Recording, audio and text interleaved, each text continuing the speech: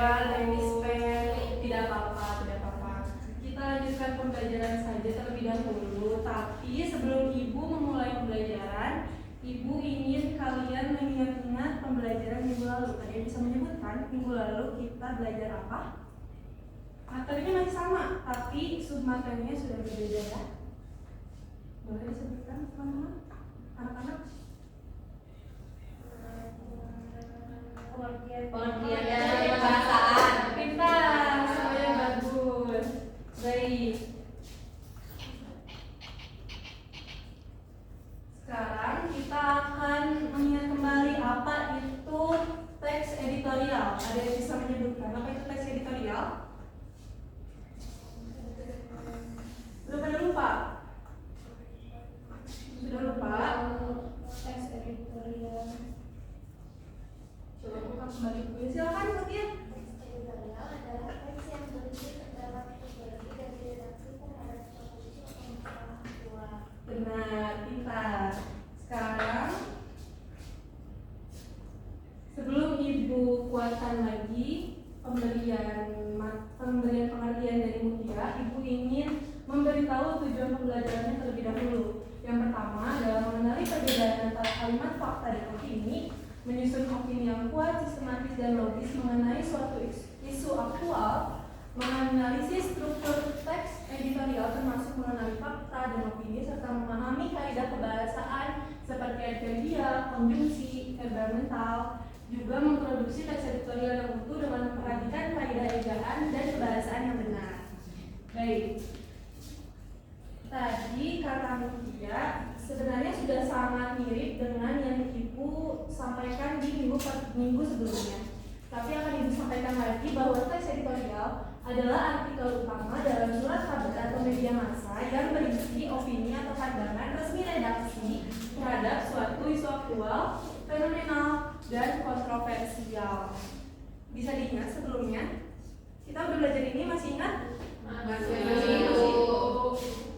Jadi kalau kalian buka berita di paling depan itu ada teks dari editorial, teks yang dibuat dari media massa yang berisi opini atau pandangan. Sebelumnya udah paham ya?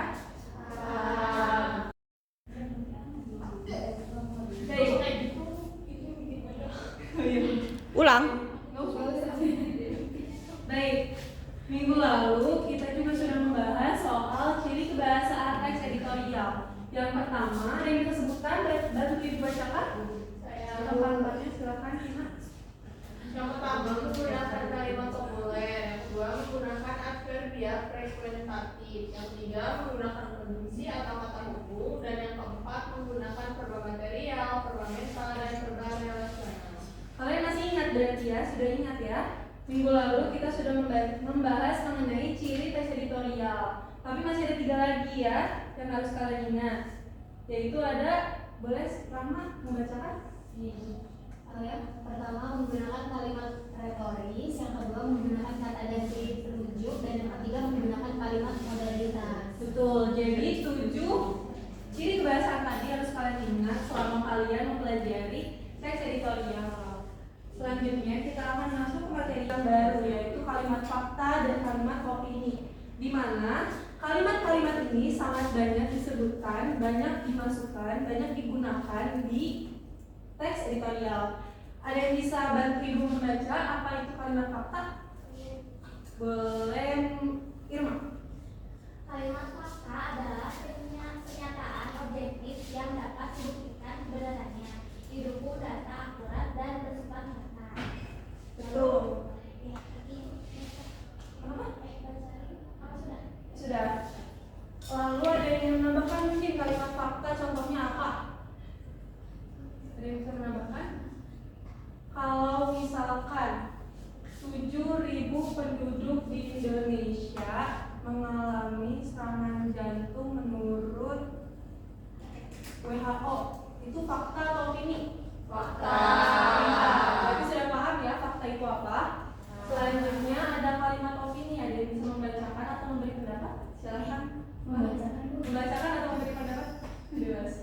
Kalimat opini adalah pendapat, perasaan, atau penilaian subjektif yang belum tentu benar dan bervariasi bagi sekian Betul, jadi kalimat opini adalah kalimat yang berasal dari subjektif, berasal dari pendapat seseorang. Tidak ada data pasti, tidak ada kebenaran yang benar-benar ada.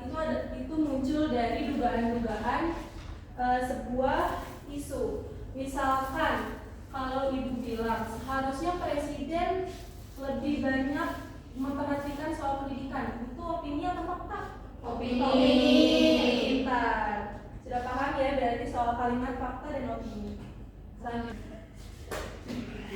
Baik, selanjutnya kita akan masuk ke materi struktur teks editorial, yaitu ada 3: pengenalan isu, penyampaian argumen, dan penegasan ulang. Pengenalan isu ini berisi tentang pengenalan topik yang akan dibicarakan. Biasanya berisi pemantik soal topik yang sedang panas baru-baru ini. Lalu penyampaian argumen adalah bagian inti di mana penulis akan menyampaikan argumen baik opini maupun fakta. Selanjutnya ada penegasan ulang, yaitu penutup di mana penulis biasanya menegaskan ulang argumentasi yang sudah diberikan sebelumnya. Sudah paham anak-anak? Bagus. Selanjutnya, mari analisis struktur teks editorial. Ibu ubah dulu. Baik.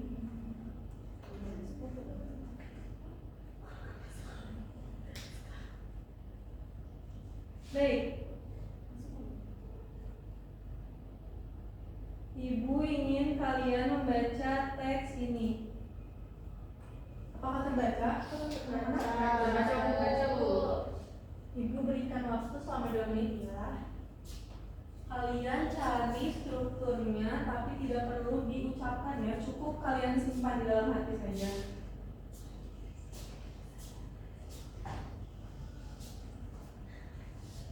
Sudah semuanya? Sudah.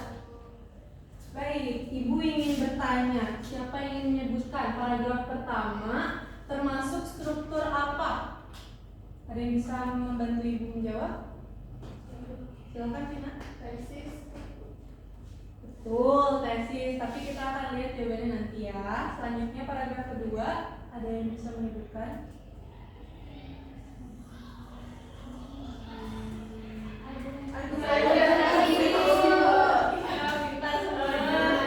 Yang terakhir, paragraf terakhir, ada yang bisa menyebutkan? Betul, kita semuanya. Kita lihat jawabannya ya. Apakah benar? Wah, ternyata benar ya. Berarti baik. Setelah kalian paham, Ibu akan langsung masuk ke latihan cara berkelompok. Baik. Sebelumnya Ibu ingin membagikan kelompok kita lebih dahulu. Ibu akan bagi menjadi 2 kelompok saja. Cukup ya? 2 atau 3? Kalian mau dua saja. Oke. Baik. Silahkan berhitung salsa 1, 2, 2.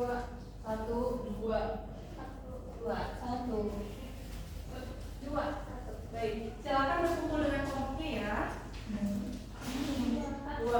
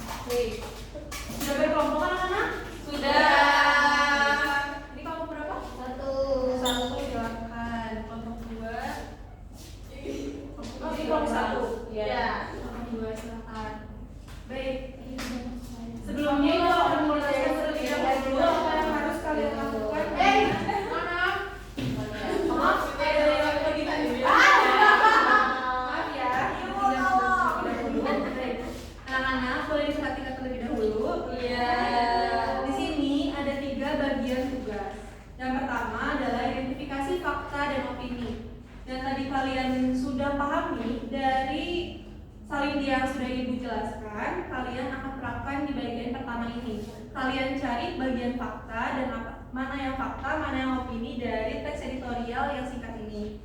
Mengerti? Mengerti. Untuk bagian kedua, Ibu ingin kalian menyusun kerangka teks editorial. Kalian membuat kerangka secara singkat dari bagian pernyataan, argumen 1, argumen 2, dan penegasan ulang. Ini tidak perlu kalian langsung buat menjadi teks editorial, cukup kerangkanya saja, bagian intinya saja. Paham? Paham. Lalu di bagian ketiga, di sini kalian akan menulis paragraf pembuka. Baru di sini kalian akan membuat paragraf pertama dari teks editorial yang akan kalian presentasikan nanti. Paham semuanya? Baik. Untuk itu silakan kerjakan. Ibu beri waktu selama 15 menit. Cukup? Cukup, Bu.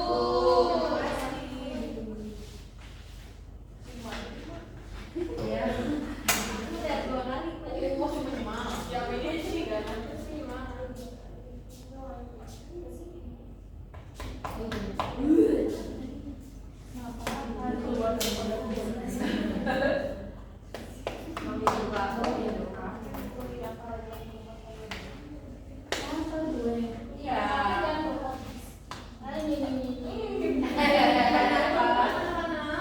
Apakah sudah paham tugasnya?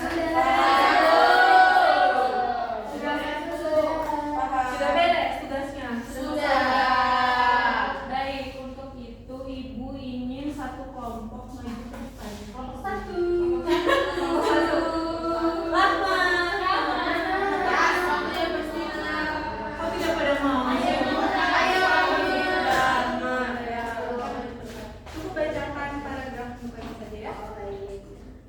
Saya dari kelompok 1 akan membacakan paragraf terbuka yang kelompok saya sudah diskusikan, yaitu pendidikan tinggi merupakan jembatan utama untuk memperbaiki taraf hidup dan masa depan bangsa. Namun kondisi saat ini sungguh memprihatinkan.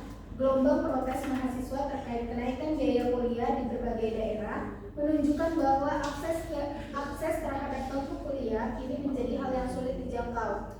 Sudah saatnya pemerintah melakukan intervensi nyata dan mengevaluasi sistem pembiayaan pendidikan agar tidak lagi anak bangsa yang harus mengubur mimpinya hanya karena kendala finansial. Kebijakan ini sangat mendesak untuk segera dibenahi demi menjaga keadilan sosial di sektor pendidikan. Wah, terima kasih.